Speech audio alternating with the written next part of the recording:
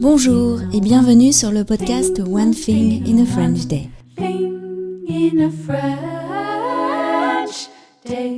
Aujourd'hui, vendredi 24 novembre 2023, cet épisode, le numéro 2301, s'intitule « Au pied levé, Michaela et Pier Giorgio Puglisi ». J'espère que vous allez bien et que vous êtes de bonne humeur. Je m'appelle Laetitia, je suis française, j'habite près de Paris et je vous raconte au travers de ce podcast un petit bout de ma journée. Vous pouvez vous abonner pour recevoir le transcript, le texte du podcast, par email à chaque fois qu'un épisode est mis en ligne sur le site du podcast onethinginafrenchday.com. Le transcript existe en 2 versions, le texte seul à 3 € par mois ou le texte dans sa version enrichie avec des notes culturelles, des tournures de phrases utiles, des choses que j'aime bien vous indiquer, etc. Et puis bien sûr des photos quand il y en a à 5,90 € par mois. Je vous explique sur le site du podcast tous les avantages qui ne sont peut-être pas évidents, même simplement pour le texte, sur le site du podcast. N'hésitez pas à aller y faire un tour si vous vous posez des questions sur l'intérêt d'avoir le texte tel que je l'ai écrit. Au pied levé, Michaela et Pier Giorgio Puglisi. Mercredi dernier, le matin, je reçois un SMS de Nathalie Iris, notre amie libraire. Une rencontre avec l'auteur italien Pier Giorgio Puglisi était organisée le soir même à la librairie Mots en ligne à Courbevoie et la personne qui devait faire l'interprète avait un empêchement de dernière minute. Nathalie me demandait dans son message si Michaela serait d'accord pour la remplacer. Michaela, qui n'était pas encore partie en cours, hésita un moment. Elle se rendit sur internet pour trouver une vidéo de l'auteur en train de parler. Il parle très clairement, je le comprends bien. Mais j'ai jamais fait ça. D'un autre côté, je pense que c'est une expérience. Je vais dire oui.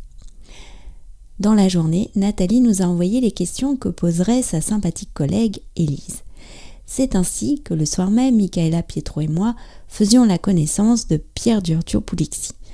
Michaela était assise à la gauche de l'auteur. Nous étions une petite dizaine dans la librairie. Au début, Michaela était un peu nerveuse. Elle a vite pris de l'assurance. Elle notait au fur et à mesure ce qu'il disait et pouvait ensuite nous retransmettre ses paroles en français. Ça marchait très bien. En plus, ce qu'il racontait était très, très intéressant. Il écrit des romans policiers qui se passent en Sardaigne, qui parlent de faits de société contemporains, mais il y a quelque chose de philosophique dans son discours. Ses enquêteurs sont 2 femmes, Mara et Eva, et un homme, Vito Strega. Il nous a parlé de ses inspirations en tant qu'écrivain, il a cité beaucoup d'auteurs français, américains, etc. Nathalie lui a demandé s'il pensait que ce qu'il décrivait dans ses livres pourrait se passer un jour en Italie ou en France.